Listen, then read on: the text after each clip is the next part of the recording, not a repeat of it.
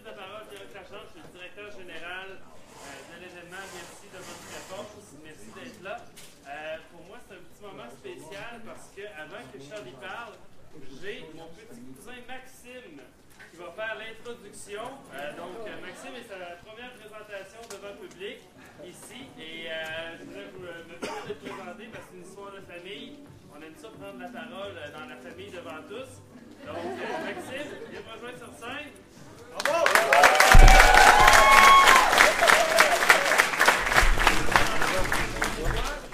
Je vais prendre une photo pour qu'on fasse son fier. Ouais, c'est vrai, on peut filmer les gens avec les téléphones. Attendez, laissez-moi 2 petites secondes. On va croquer le chien avec ça. C'est parti. Let's go, Maxime. Bonjour à tous. Je tiens à vous remercier de votre présence à la salle découverte qui est commanditée par IBM. Notre prochain conférencier est un visage bien connu de la scène numérique québécoise, M. Charlie Fernandez.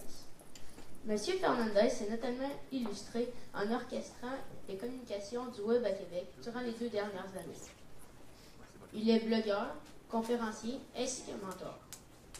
Il est également l'un des cofondateurs de Maple Insight, le premier startup studio de la capitale nationale. Aujourd'hui, il partage ses expériences et astuces en matière de marketing Instagram. Le tout avec un côté légèrement irrévérencieux. Techniquement, vous allez sortir en feu de cette conférence. La présentation auquel nous allons assister. Alors bonjour à tous et merci vraiment, ça me touche au plus haut point que vous soyez venus si nombreux aujourd'hui dans cette salle. Ça représente énormément pour moi et j'espère que je vais bien réussir à vous le rendre durant les 45 minutes durant lesquelles je vais vous accompagner. Ma conférence, il faut que vous sachiez une petite chose avant. C'est qu'elle s'est basée sur cette année d'expérience, dont 2 avec des startups. C'est surtout les 2 dernières années que je vais vous partager aujourd'hui et les astuces et les techniques donc, que j'ai développées et comment enseigner. La chose que j'aimerais vous dire avant de commencer, j'aimerais que vous le gardiez en tête tout au long de la conférence, ces exemples, ces techniques ne s'appliqueront pas peut-être directement à votre réalité. En revanche, je compte sur vous pour essayer de les garder en tête, de les comprendre et de les traduire justement dans votre contexte, pour votre marque, pour vous-même peut-être, et ensuite me revenir et me dire si ça valait le coup. Avant de rentrer dans le détail, je vais vous redonner un petit peu de contexte. J'ai travaillé 5 ans en agence, notamment donc, dans des agences de Québec, l'IBO pour la cité par exemple. Et quand je discutais avec mes clients, c'était la première chose que je disais quand je parlais d'Instagram, à savoir, pour parler sur Instagram, il va falloir des belles choses. Je pensais que ça prenait que ça. Quand je me suis lancé à mon compte, c'est plutôt devenu ça. Je me suis rendu compte que le contenu ne faisait pas tout, et que malgré les petits budgets avec lesquels on devait composer, les clients avaient vraiment des grosses attentes. Donc, je me suis un petit peu creusé les méninges durant l'année où j'étais travailleur autonome, puis j'ai rencontré ces gens magnifiques. Je fais bien sûr référence à mes associés avec qui j'ai fondé Maple Insight, Xavier Farouji, Clément Bourgeois, Nicolas Cava et bien sûr Tristan Geroux avec le petit complet rose. Vous pouvez nous retrouver sur les scènes donc, du Festival d'été de Québec. Et on a travaillé donc depuis 2 ans ensemble à accompagner des startups principalement donc, de la région et essayer donc de leur amener la croissance qu'ils méritent. Aujourd'hui, je vais vous partager donc dans une conférence de 45 minutes comme je vous le mentionnais, mes meilleures astuces. Encore une fois, c'est quelque chose d'extrêmement personnel. Je ne tiens absolument pas à la sacro-sainte vérité. En revanche, j'ai un petit peu de vécu sur cette plateforme et j'espère que vous allez apprécier ce que je vais vous dire aujourd'hui. Dans ma conférence, je vais souvent faire appel à vous parce que j'aime interagir, je suis du sud de la France, j'aime ça jaser, j'aime vous connaître. Et j'aimerais savoir, selon vous, combien de photos sont publiées, je dis bien des photos, chaque jour sur Instagram. Est-ce que quelqu'un a une idée ? 8 millions ? Ok, c'est 10 fois plus. On parle de 80 millions de photos qui sont partagées chaque jour sur Instagram. C'est d'ailleurs le contenu qui est le plus partagé dans la mesure où il y a 95 millions de contenus qui sont publiés chaque jour sur cette plateforme. Donc la question qu'on se pose en tant que marque quand on arrive sur Instagram, ou même en tant qu'individu, c'est comment moi, mon petit moi, je vais faire donc, pour sortir la tête de l'eau et ne pas me noyer dans tout cet océan de contenu et donc me distinguer. L'approche que je vous présente aujourd'hui se base sur 3 stratégies, sur 3 piliers. Au fur et à mesure qu'on va aller dans les profondeurs de la conférence, on va aller vraiment vers des choses très pointues, parce que j'aimerais vous parler de ça plus au monde, mais je me pense qu'il fallait également que je vous situe un petit peu le contexte. C'est pour ça qu'on va commencer avec donc, la stratégie d'affaires. Ce n'est pas forcément quelque chose, vous, en tant que social media manager, sur laquelle vous avez une influence. C'est plus donc des thématiques qu'on retrouve au cœur de votre entreprise, donc au niveau global.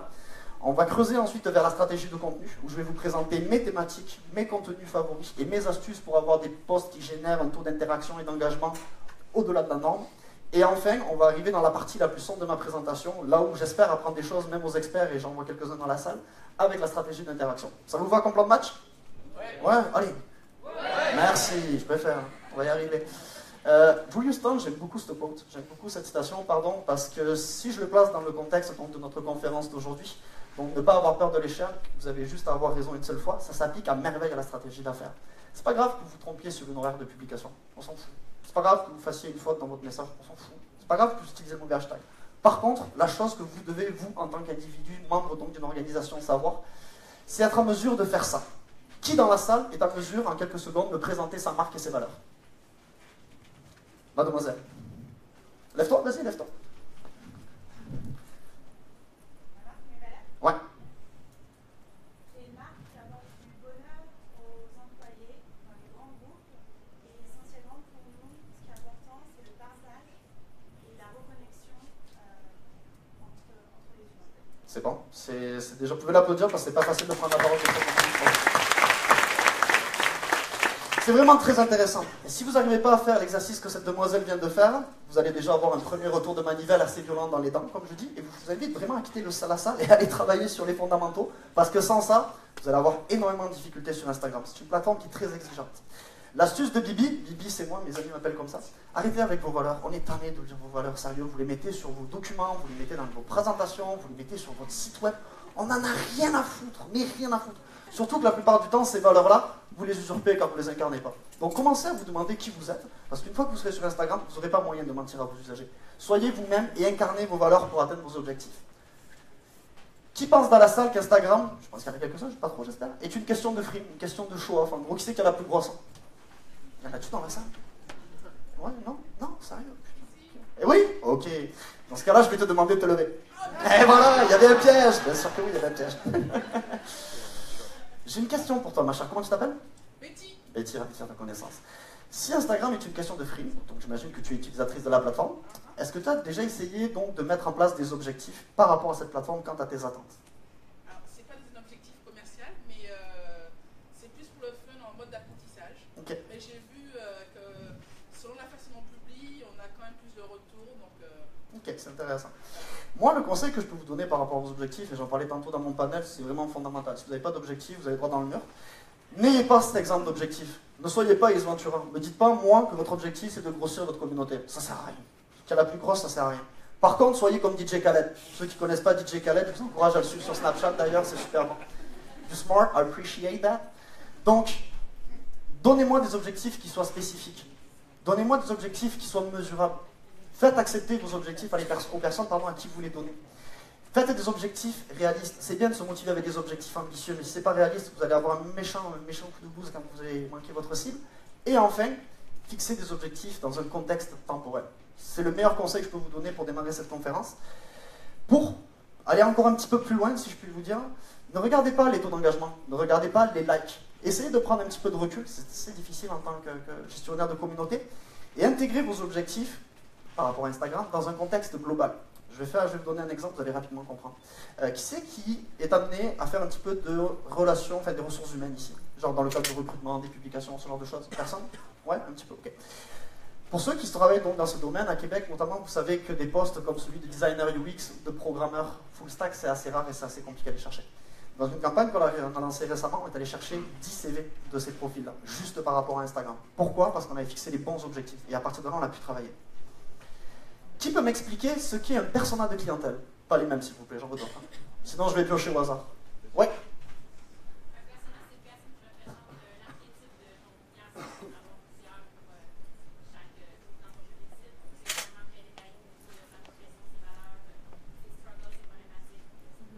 C'est une super définition. J'ai rien à ajouter à ça. Bravo, merci beaucoup. Merci beaucoup. Ça, c'est moi.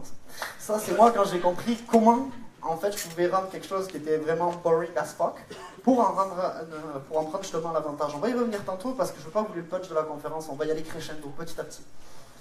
L'astuce que je peux vous donner en revanche par rapport à vos personas. Tout le monde a des personas ici. Hein. Tous dans la business, vous connaissez vos personas. Hein. Oui? Ouais, je suis pas sûr. Ok. On va dire que oui.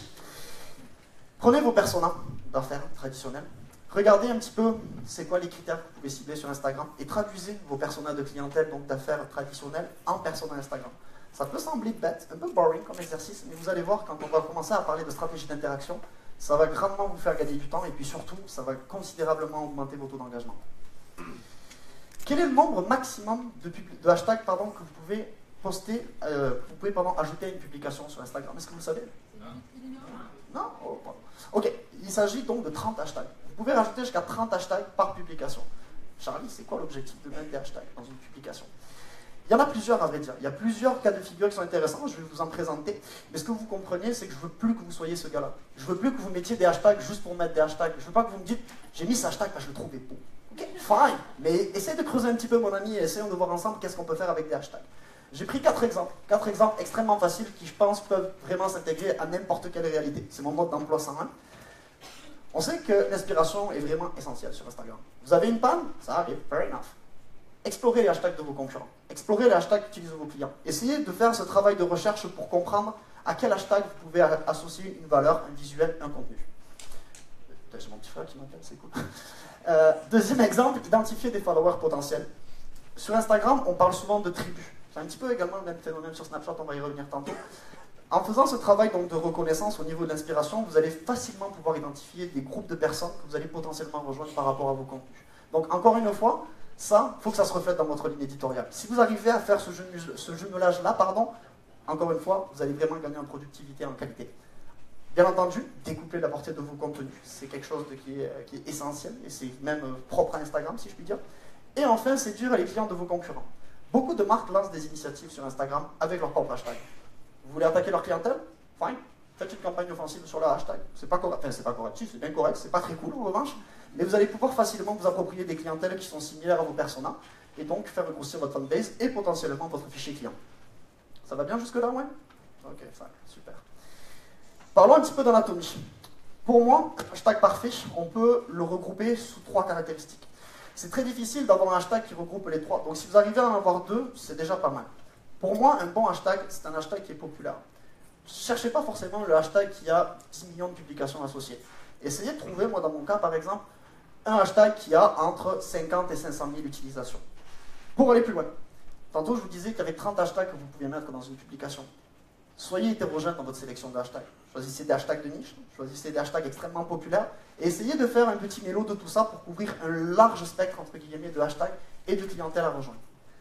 Deuxième partie de l'anatomie, si je puis dire, l'aspect trending. L'aspect de la nouveauté est extrêmement important sur Instagram. Il y a beaucoup donc de l'actualité qui est couverte sur la plateforme. Essayez d'intégrer cette notion-là, par exemple avec le hashtag WAC17, une suggestion comme une autre. Essayez de l'intégrer dans vos lignes de publication pour faire en sorte que ce soit toujours révélateur et frais comme contenu. Enfin, le hashtag, la partie localisée, si je puis dire, le premier qui me vient en tête, c'est évidemment ma capitale, qui est un hashtag qui a été proposé par la Commission de la capitale nationale du Québec, je crois, et qui vous permet en fait de contextualiser dans un cadre géographique vos publications. Encore une fois, si vous travaillez en local par rapport à une certaine base de clientèle, c'est extrêmement important. Petite gorgée d'eau.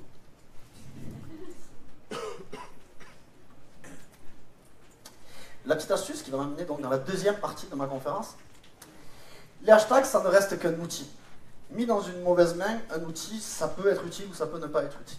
Pour tirer le plein profit des hashtags, il faut que vous associez vos hashtags à votre ligne éditoriale. Si votre photo me montre un canard et que vous mettez Cats of Instagram, pas sûr que ça va bien marcher votre affaire. Donc encore une fois, soyez smart. Comme j'aime souvent le dire, sur Instagram, tout est une question de contexte. Qui c'est qui connaît Gary Vaynerchuk? Ok, bon. Pour ceux qui ne connaissent pas, je vous conseille d'acheter le dernier livre qu'il a sorti, Jab Jab Jab Right Book. Ça date d'il y a 2-3 ans, mais il y a pas mal d'exemples, d'études de cas, donc de marques, des bons comme des mauvais exemples, sur comment donc utiliser les réseaux sociaux, notamment Instagram. C'est vraiment une lecture que je vous recommande. Combien de publications sont réalisées selon vous par jour en moyenne sur Instagram? Est-ce que vous le savez? Personne? Pas une idée, sérieusement? Olivier? Non, en moyenne par une marque, par exemple, sur Instagram par jour. Ouais. C'est moins. Bien tenté, c'est moins. C'est 1.5.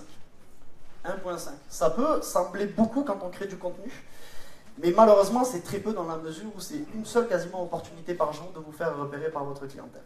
Donc, pour arriver à faire repérer par votre clientèle, vous allez faire comme celui-ci. Vous allez avoir le sens du timing, les amis. Vous allez avoir le sens du timing parce que c'est ça qui va faire en sorte que votre contenu va être visuel. Ouais, le GIF est assez impressionnant. Vraiment. J'aime beaucoup les GIFs. On va mettre les choses claires d'entrée. L'heure parfaite pour publier, ça n'existe pas. On ne peut pas faire de recette sur quelque chose comme ça. C'est juste, ça n'a aucun sens. Vraiment, ça n'a aucun sens. Par contre, ce que vous pouvez faire, parce que vous êtes des gens brillants, et je le sais, vous êtes des gens brillants, c'est vous demander quel est le contexte d'utilisation d'Instagram par rapport à vos usagers. Rappelons-nous un petit peu les faits. Instagram, c'est quoi avant tout? Une application mobile. Quand est-ce que vous allez utiliser votre mobile? Quand vous allez vous réveiller le matin, vous n'allez pas embrasser votre chat ou votre blonde, vous allez regarder vos notifications et vos courriels, je vous le garantis. Moi j'ai mon chat qui vient, donc je flatte la bedaine, on va le voir tantôt. Pas ma bedaine, la sienne. Sur le chemin du travail ou de l'école, ainsi que sur le retour, bien entendu, et le soir avant de se coucher. C'est pas bien, les gens vous le diront, mais malheureusement on fait souvent ça. Donc essayez d'explorer ces pistes, quand vous allez faire vos publications, vous allez trouver vos propres horaires optimaux, et vous allez pouvoir faire votre travail comme du monde. Là, il n'y a pas de miracle. Vous allez avoir des outils qui vont vous aider à interpréter donc les données que vous allez collecter. Mais le meilleur moyen de savoir quand vous devez poster, c'est tester, tester, recontester, encore et recontretester. C'est pas plus compliqué que ça. Ça va prendre du temps, c'est vrai, mais c'est vraiment un mal nécessaire. Je reste sur ma règle de 3. Pour avoir une ligne éditoriale qui se distingue de votre concurrence, une ligne qui va donner le goût à vos usagers de pas seulement attendre, entre guillemets, votre contenu dans leur feed, mais d'aller voir votre profil pour voir qu'est-ce que vous avez publié récemment. Il y a 3 choses que vous devez respecter. Premièrement, c'est l'ADN d'Instagram. J'en parlais dans le panel de ce midi. Chaque plateforme a un ADN. C'est-à-dire que vous n'allez pas travailler une plateforme comme Instagram de la même façon que vous allez traiter, par exemple, une plateforme comme LinkedIn. On s'entend, c'est quelqu'un de débile. Il faut le préciser. Deuxièmement, la diversité. Faites preuve de diversité par rapport aux thématiques que vous abordez, par rapport à la façon dont vous gérez vos contenus, donc de la photo, de la vidéo, etc. etc. Mais surtout, soyez récurrents dans vos initiatives. Ne basez pas votre jugement, mettons, vous allez lancer une thématique, vous allez faire 3 publications, vous allez dire « ouais, ça marche pas tant de temps ». Attendez, laissez le temps aux gens de s'habituer à ce que vous faites. Laissez-les le temps de comprendre ce que vous faites et de l'apprécier. Par rapport à l'ADN, quand je parle d'ADN, il y a une image que j'adore, c'est celle-là. Oui, vous l'avez compris, j'aime beaucoup les chats. Cette image, je vais descendre du stage rapidement. J'aimerais attirer votre attention sur cette partie-ci. Voici une photo hipster de mon chat. Qu'est-ce que c'est une photo hipster de mon chat? Il y en a 2 là. Je vous présente Maple. Maple, c'est mon petit chat. Et on a 2 exemples très distincts d'ADN, si je puis dire, de plateforme et donc de contenu. Je fais le parallèle avec Snapchat parce qu'on a beaucoup parlé de Snapchat récemment et d'Instagram dans la mesure où l'un copie la story de l'autre, etc., etc. Donc je me suis dit, c'était une bonne étude de cas. Prenons l'exemple de Maple sous la douche. Oui, mon chat prend sa douche avec moi le matin, je vous jure, c'est vrai. C'est pas des jokes, c'est vraiment vrai. Vous avez la preuve là. Si on regarde donc l'aspect donc de cette publication. Premièrement, la chose moi qui me frappe entre guillemets en tant que marketer, c'est où elle a été prise. Pas dans la salle de bain, bien entendu, mais le fait que ce soit une photo qui a été publiée sur mon profil. C'est pas, contrairement à la photo Snapchat là, une photo de stories. C'est un élément important. La deuxième, la structure, bien entendu, de la photo, comment les éléments sont positionnés, la lumière, le petit côté funny, ce genre de choses, ça caractérise Instagram. On n'a pas du tout la même chose sur la photo Snapchat. Les contrastes sont plates, on est trop proche du chat. Elle est cute pareil, hein. Il y a du texte, il y a un emoji, bref, je traite le même sujet d'une façon différente. Et c'est ça que vous devez faire également quand vous montez votre ligne éditoriale et votre calendrier éditorial. Messieurs, c'est pas que pour vous, je vous rassure. Qui a déjà une panne dans la salle? Je parle d'inspiration. Qui c'est qui s'est retrouvé un jour devant son calendrier éditorial? Ok. Ouais, juste ça. Ah, je peux pas vous croire. C'est tout. Ok, vous êtes des génies. Vous êtes vraiment des génies.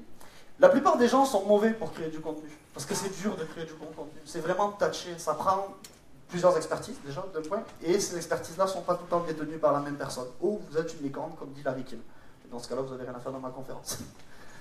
Je vais vous donner quelques idées de contenu. Je ne vais pas les passer toutes les unes après les unes, parce qu'on pourrait y passer des heures.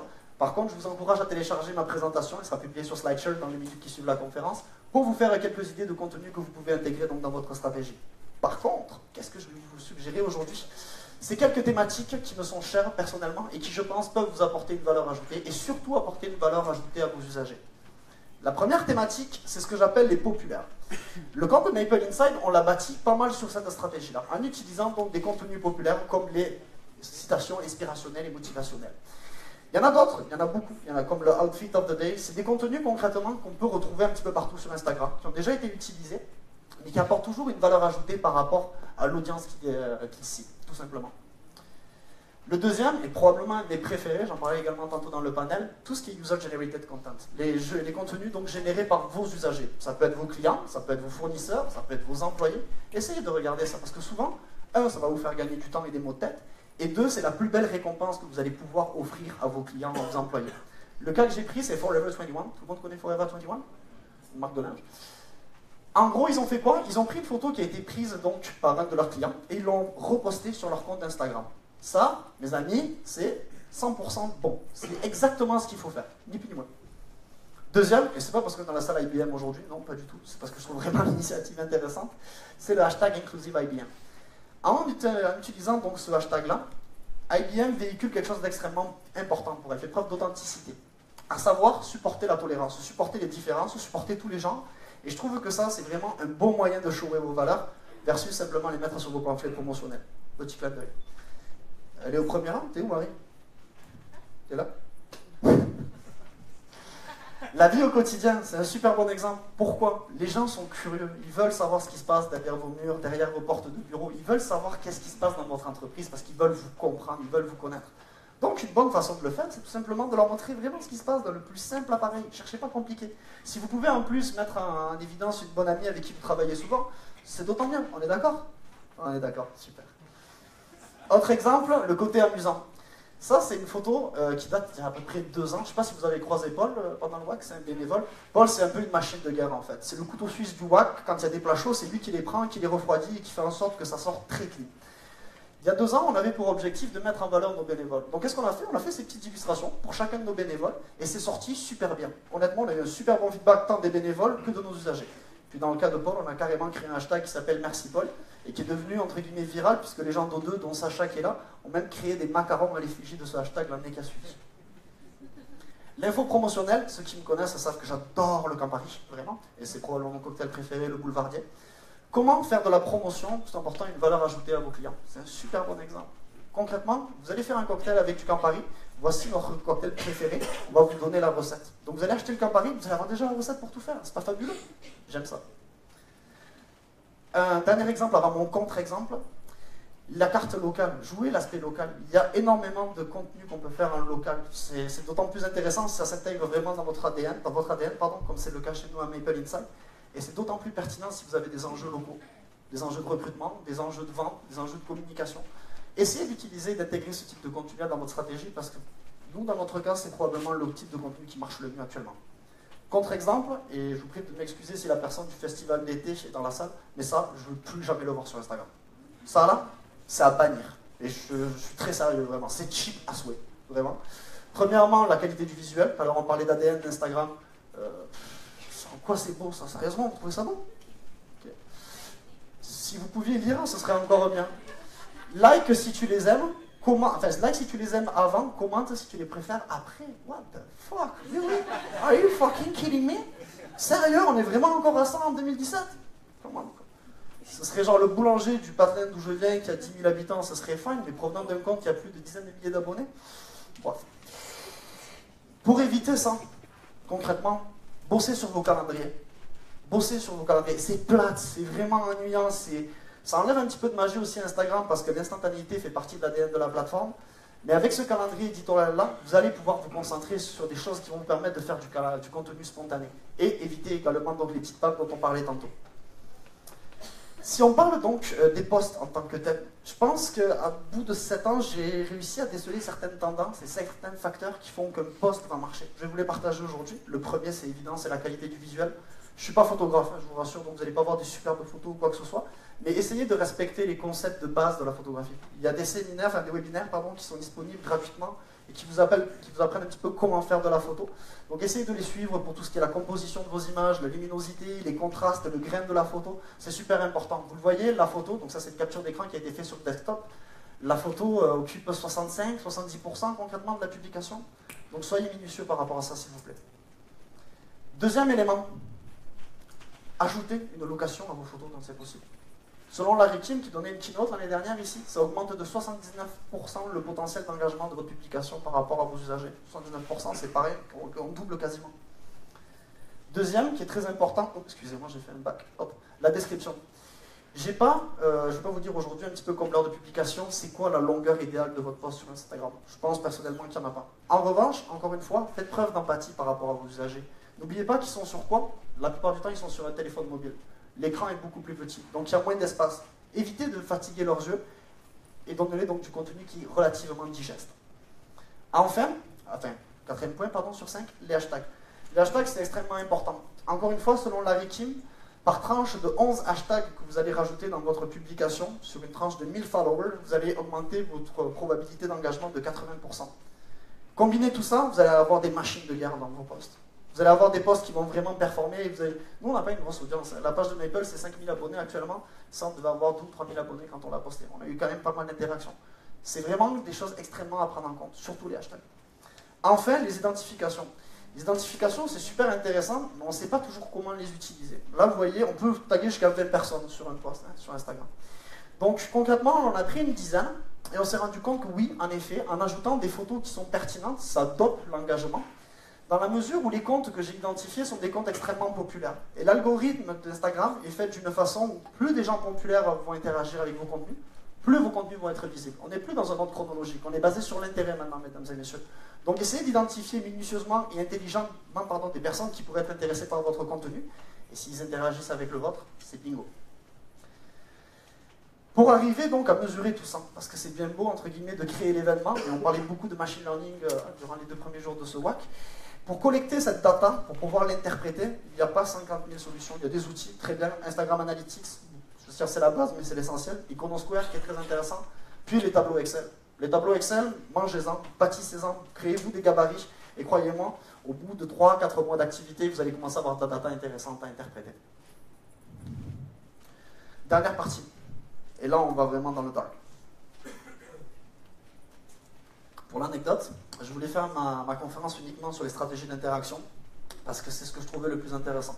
En revanche, je voulais que cette conférence, et j'espère qu'elle l'est, soit accessible au plus grand nombre, et je voulais que vous compreniez l'importance d'avoir une stratégie d'affaires et une stratégie de contenu solide avant de tester ça. Parce que si ce n'est pas le cas, vous allez pogner un mur dans les dents à une vitesse incommensurable. Ça va faire très mal. Ça va faire vraiment très très mal. Ouais, je suis du sud, donc j'aime bien Jolivet. Ouais, je sais, mais trop de gif. Qui, dans la salle, a la moindre idée de ce que c'est notre petite stratégie d'interaction, sérieusement?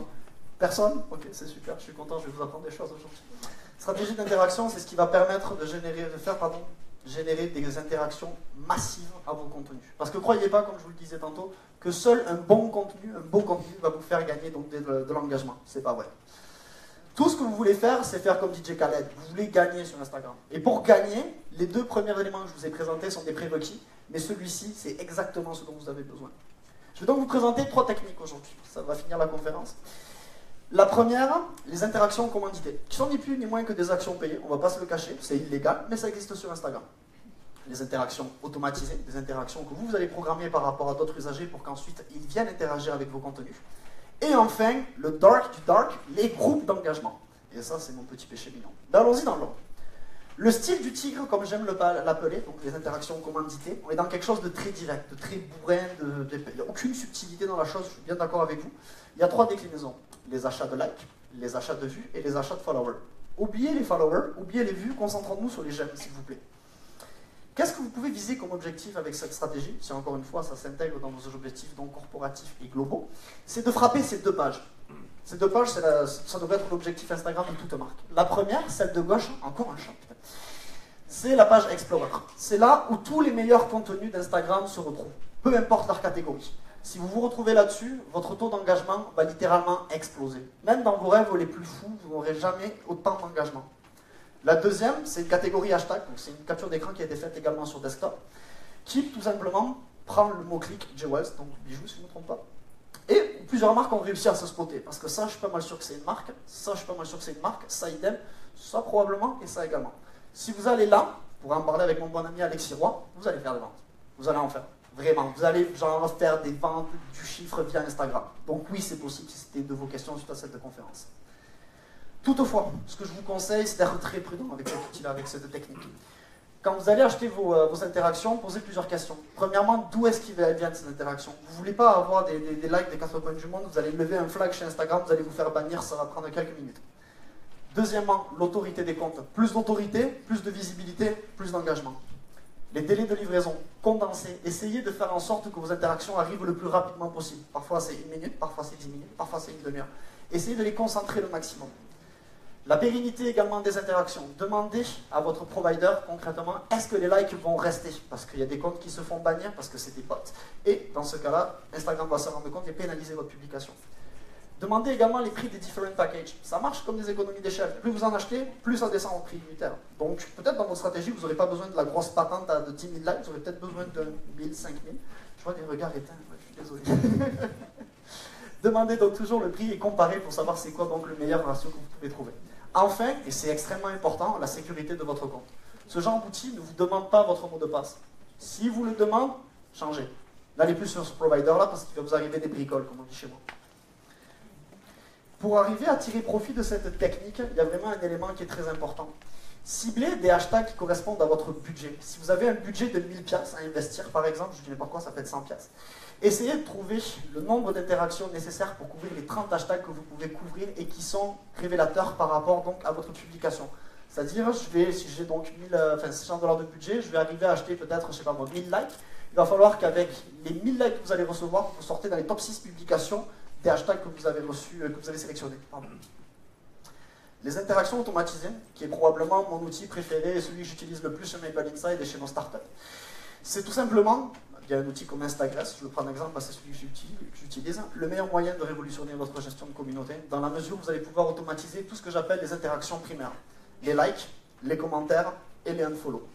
Pourquoi j'aime beaucoup ces outils, surtout Instagress, c'est que ça me permet de contrôler la fréquence ainsi que la rapidité des interactions que j'automatise avec mes usagers. J'ai fait énormément de campagnes avec des commentaires, avec des likes, ce genre de choses, et croyez-moi, vous allez chercher beaucoup d'engagement avec ce genre de campagnes-là. Ça vous permet également d'affiner vos campagnes d'une manière assez incroyable. Vous allez pouvoir cibler des gens en fonction de l'endroit où ils sont, des followers qu'ils ont, des interactions qu'ils font avec d'autres usagers, ou même encore en fonction des hashtags. On y revient toujours. Ça va vous permettre également d'exclure un petit peu tous les indésirables que vous avez sur vos comptes, dans vos followings. Donc je pense notamment donc, aux gens qui ne suivent pas en retour, ou encore aux utilisateurs inactifs. Instagram ne le fait pas, mais il y a d'autres outils que je pourrais vous partager tout à l'heure en privé qui le font. Donc vous allez vraiment tirer le maximum de votre crowd, celle qui existe vraiment et qui est prête à engager avec vous. Ensuite, donc, bien entendu, vous allez pouvoir faire différents types de ciblage, comme je vous le mentionnais tantôt. Comment monter une campagne sur Instagram pour ne pas vous faire griller par Instagram? C'est la question qu'on me demande souvent. On me dit, hey, t'es sûr qu'on peut faire ça? Ça n'a pas l'air safe et tout. Fais-moi confiance, reste avec moi. Premièrement, l'identification. Cernez bien vos personas. Si vous êtes en mesure de comprendre qui sont vos personas selon les critères de ciblage d'Instagram, vous allez pouvoir l'utiliser sans crainte. Deuxièmement, campagne d'acquisition. Likez, commentez, followez. Mais faites ça intelligemment. Ne faites pas des commentaires nice photo, nice profile. Non, vous ne voulez pas ça. Soyez relevant. Écrivez des longs messages. Il faut que ça ait l'impression que ça vienne de lui-même, même si ce n'est pas le cas. Je sais, je dois briser le cœur de certains gestionnaires de communautés et puristes dans la salle. Je suis vraiment désolé. Consolidation. Une fois que vous avez acquis vos gens, vous allez vouloir les engager par rapport à votre marque. Vous développez les mêmes campagnes, like, commentaires, mais je veux que vous travailliez sur ce qui est vraiment intéressant, à savoir leur contenu de manière régulière. Donc vous allez les féliciter, vous allez leur demander si vous pouvez par exemple repartager leurs photos. Même si vous ne le faites pas, c'est pas grave, et je sais encore une fois, je casse des illusions, mais c'est la réalité. 4, l'épuration. Vous flushez tout ce qui ne vous suit pas en retour. Vous flushez les gens qui sont inactifs. Vous voulez garder le meilleur uniquement de votre audience. Et enfin, l'interprétation. Donc toutes les données que vous allez, toutes les interactions que vous allez générer sont transmises en données. Vous allez utiliser un outil. Oh, c'est bon. Merci. Je suis même en avance. Vous allez pouvoir donc utiliser des outils comme Iconosquare, je ne sais pas si vous connaissez cet outil, pour interpréter donc les performances que vous avez. Et à partir de là, vous allez pouvoir affiner votre stratégie, vous allez pouvoir affiner votre ligne éditoriale et encore avoir toujours plus d'interactions et de meilleurs taux d'interaction. Et ainsi satisfaire vos objectifs d'affaires. La présentation a cassé. Je voulais juste vous prendre, pour exemple, le cas de Maple Insight. Tantôt, je vous disais qu'on avait quand même réussi à atteindre nos objectifs d'affaires. Ça, c'est la croissance de notre compte entre décembre et mars. C'est quand même intéressant. C'est intéressant parce que c'est pas juste que du chiffre. Actuellement, je crois qu'on a 5100 abonnés. On a commencé à être sur Instagram en septembre. On a commencé l'automation marketing en décembre, si je ne me trompe pas. Il y a quelque chose qui est doublement intéressant, hormis la belle courbe. J'aime les belles courbes. C'est vraiment les petites phases de croissance que vous voyez là. La croissance, on voit vraiment qu'il y a des cycles, mais on voit également qu'au fil du temps, les phases de croissance sont de plus en plus importantes. Pourquoi? Parce que vous allez mieux maîtriser vos outils, vous allez mieux cibler, et vous allez faire des campagnes d'acquisition de clientèle qui sont beaucoup plus longues. Donc forcément, le plus dur, je vous dirais, c'est d'arriver à bâtir votre premier 1000 followers. Une fois que vous avez bâti votre premier 1000 followers, ça va vite. Vous pouvez aussi ouvrir le champagne. Encore une fois, soyez très prudents. Fréquence et horaire des interactions. ressembler à un usager normal. Vous ne travaillez pas 24 heures par jour, c'est pas vrai. Même les plus costauds d'entre vous, c'est pas le cas.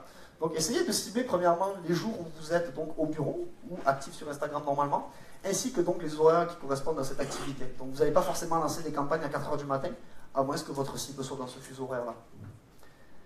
Le dernier, entre guillemets, mon dernier, et c'est mon chouchou, c'est le style dragon. Les groupes d'engagement, je pense que c'est la chose la plus obscure que j'ai vue actuellement sur Instagram.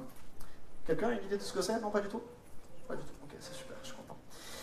Ces groupes d'engagement, ce sont des micro-communautés qui existent en total parallèle d'Instagram. À aucun moment, il y a un échange qui est fait par rapport à ces groupes d'engagement sur Instagram, si ce n'est des interactions.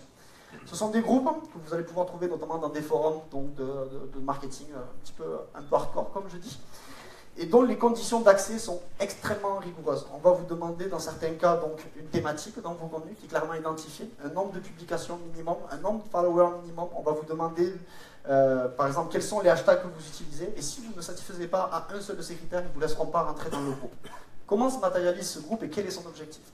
Le groupe, on peut le retrouver donc sur des applications comme Telegram, donc vous pouvez voir là, ou encore Kik, qui sont en fait ni plus ni moins que des chatrooms où vous allez jaser avec des dizaines et des dizaines et des dizaines de milliers d'usagers.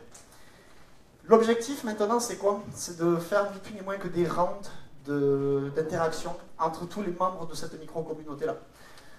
En gros, qu'est-ce que ça vous apporte en bénéfice? 300, 400, 500% en plus d'interaction.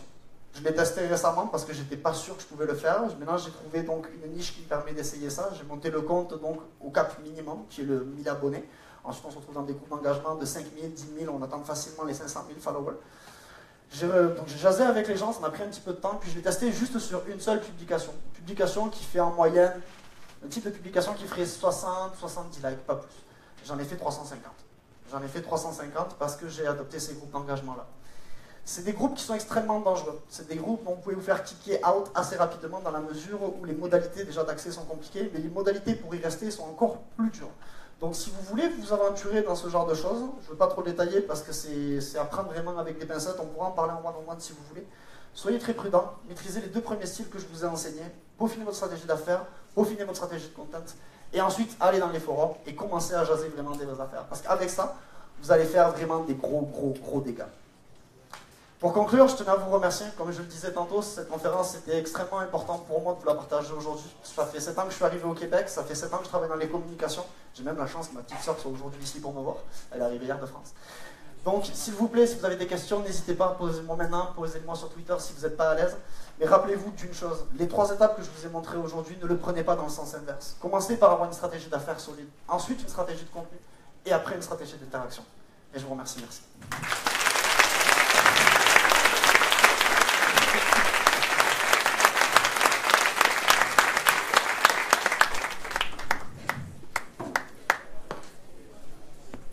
Est-ce que vous avez des questions peut-être? Oh, pardon. J'allais dire, il nous reste une dizaine de minutes pour les questions. Donc, vous avez peut-être posé vos questions à Charlie. Ouais. Salut. J'ai une question. Je me demandais effectivement comment tu vis avec ça, le fait de faire passer de l'engagement organique, parce que tu parlais des bots, dans le fond, tout le monde commente sur les photos de tout le monde. Donc, c'est pas l'engagement authentique, mais je comprends que ça permet des résultats, mais juste éthiquement, comment tu justifies ça? C'est une excellente question et c'est vraiment la première question à laquelle je m'attendais à être confronté. Je te remercie vraiment d'avoir posé. Comme j'ai dit en préambule de cette conférence, ces exemples et ces techniques que je vous donne aujourd'hui, ça découle directement pour moi de mon expérience avec des startups. Quand vous êtes une startup, que vous n'avez pas de salaire, que vous travaillez 8 heures supplémentaires de votre 8 heures, l'éthique, c'est pas la première question que tu te poses. Ce que tu veux, c'est vraiment avoir des résultats. Donc ensuite, c'est à vous de vous poser la question. Qu'est-ce que vous êtes prêt à faire pour avoir des résultats et quels résultats vous voulez avoir? C'est pas plus compliqué que ça. Moi, personnellement, l'éthique, dans ma vie personnelle, j'en ai. Dans ma vie professionnelle également, mais dans certains cas, je bypasse certains de mes concepts et certaines de mes croyances. Ça, c'en est un, dans la mesure où je ne me fais pas offense parce que je pense énormément à mes campagnes. Mes campagnes automatisées, quand je les fais avec mes comptes de start-up, j'y travaille longtemps. Je les teste, je regarde, il faut que ce soit le plus naturel possible. J'ai pas envie que les gens m'étiquettent comme un bot parce que je suis pas un bot, croyez-moi, je passe des heures à savoir comment vous... essayer de comprendre comment vous pensez pour engager de la bonne façon avec lui. Donc, encore une fois, je te dis, l'éthique, c'est une notion très personnelle. D'autres questions, s'il vous plaît? Ouais, c'était ça la question que tout le monde se posait? Oui.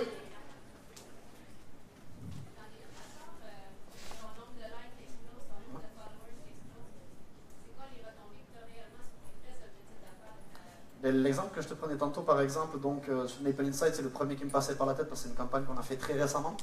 Ça a été donc un objectif de recrutement. Nous, on savait que c'était très compliqué d'aller chercher ce genre de profil-là. Un développeur full stack à Québec, honnêtement, c'est très difficile à aller chercher. Un bon designer UX aussi. Donc, aller chercher donc 12 CV juste via Instagram, pour moi, c'était au-delà de mes attentes. L'objectif, je voulais en chercher au moins un dans chaque catégorie. Je crois que j'en ai eu 8 de designers UX donc, et 4 de développeurs. Les développeurs sur Instagram, c'est pas mal rare, donc je pense que ça a été un bon rendement. C'est ce genre d'objectif que j'essaie d'atteindre. Mais tu peux avoir des objectifs de notoriété pure et dure, tu peux avoir des objectifs quand tu es donc un commerce physique, des objectifs de visite. Tout ça, c'est le genre de choses qui se fait très bien. Ouais, très bien.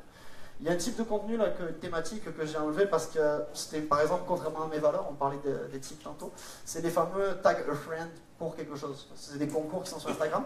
C'est un super bon exemple pour les commerces locaux, notamment ça marche très bien, mais je l'ai enlevé de la présentation parce que c'était pas dans mon éthique. Ça répond à ta question? Ouais.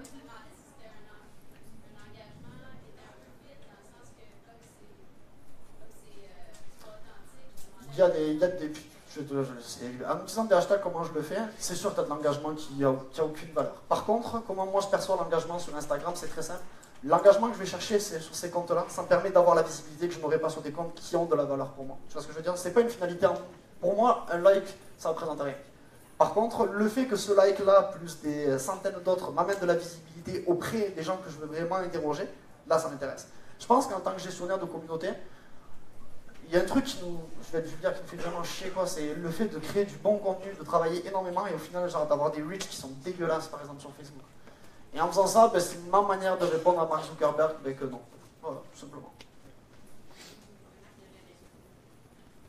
J'aimerais bien qu'il y ait des personnes que je ne connaisse pas qui me posent des questions, c'est cool parce que les gens vont penser que c'est stagé et tout. Non, pas d'autres questions? Moi j'en avais une. Ouais.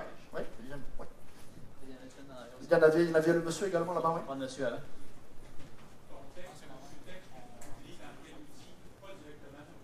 Non. Moi, je suis un grand fan de Hootsuite. En fait, il y a plusieurs applications pour le faire. TweetDeck ne le permet pas, mais Iconosquare a une fonctionnalité qui permet également de le faire, qui est compatible avec les téléphones intelligents, etc. Hootsuite, pour programmer vos tweets ou vos messages sur Instagram, c'est vraiment un super bel outil. Dans le cas d'Instagram, comment ça se passe? Moi, j'utilise principalement mon desktop, en fait, pour planifier tout ça. Et il m'envoie donc une notification sur mon cellulaire, car il n'arrive pas à communiquer directement et entièrement avec l'API d'Instagram. Ce qui fait qu'il y a une partie qui est automatisée, donc le fait de vouloir déclencher une publication, mais la publication se finalise dans mes mains avec mon téléphone. Yes. Est-ce que tu en fais par Facebook aussi parce que tu as le même budget, là? Ton budget il est séparé, tu as acheté des likes, tu as acheté des trucs sur Instagram, cet argent-là n'aurait pas été mieux rentabilisé par Facebook, par exemple? C'est-à-dire par Facebook? Dans quel contexte? Ben, dans ce contexte où tu as des données limitées, fait que si tu as dépensé dans Facebook ou dans Instagram, la stratégie. Est-ce que tu as les deux données des deux bords de ton... Moi, chaque cas est différent, mais c'est vrai que quand je monte une stratégie, c'est rare que j'ai qu'un canal d'acquisition de clientèle. Je mise généralement sur un portfolio de réseaux sociaux qui est propre, entre guillemets, à mon persona de clientèle, à mes objectifs. Je travaille avec du SEO, je travaille énormément avec du mail marketing, je travaille avec du AdWords, je travaille avec donc, du placement de médias numériques. Il y a vraiment un paquet, genre je ne mets pas tout sur Instagram, c'est vraiment une fraction du budget qui est mis sur Instagram. Mais pourquoi je vous parlais d'Instagram aujourd'hui et pourquoi je veux que vous compreniez que c'est important cet outil? C'est, je pense, actuellement une des plateformes les plus faciles à hacker, entre guillemets, et où il est le plus facile justement d'avoir rapidement des résultats et des résultats probants, pas seulement des likes, parce que Olivier faisait une super conférence hier sur Facebook où il parlait justement de l'optimisation, ce genre de choses. Personnellement, moi je suis un gros fan des lookalike audience, des custom audience, ce genre de choses sur Facebook, mais il n'y a pas que Facebook, il y a également d'autres outils et c'est important de savoir que ces outils existent parce que c'est ça qui va vous permettre d'apporter une valeur ajoutée à vos clientèles, je pense. C'est encore une fois très personnel. Yes. Parfait. Donc, une dernière question dans la salle avant de terminer. Ben, la tienne. La mienne, parfait. Je ne vais pas passer à tout le monde. C'est correct. En fait, la question, tu as parlé d'acheter des clics, oui. d'acheter des likes. Oui. Il y a des places comme Fiverr et compagnie qui existent. Oui. Est-ce que tu les testes un peu des fois sur d'autres comptes avant, pour éviter justement de tomber avec des... Mais même avant de les tester, je parle vraiment, je suis un customer service, je suis un enfer, vraiment. Je suis l'enfer incarné parce que je pose énormément de questions, notamment, je vous donner une liste de questions à poser, il y en a d'autres. Je passe pas des heures, mais je passe des longs échanges de courriels à échanger avec les gens avec qui je fais affaire, parce que c'est extrêmement important pour moi dans la mesure où cette audience que je développe a une valeur. N'oublions pas que c'est encore une fois, en plaçant les choses dans leur contexte, je travaille avec des startups. C'est des gens qui ont des moyens très limités, qui ont souvent peu de temps à leur disposition. Donc je ne peux pas scraper leur business juste parce que je veux choisir la solution de facilité. Non, pas du tout. Je suis extrêmement minutieux dans ces choix-là et je vous encourage également à l'être. Et je vous remercie encore une fois. Bravo. Merci. Merci à tous. Bravo, Charles.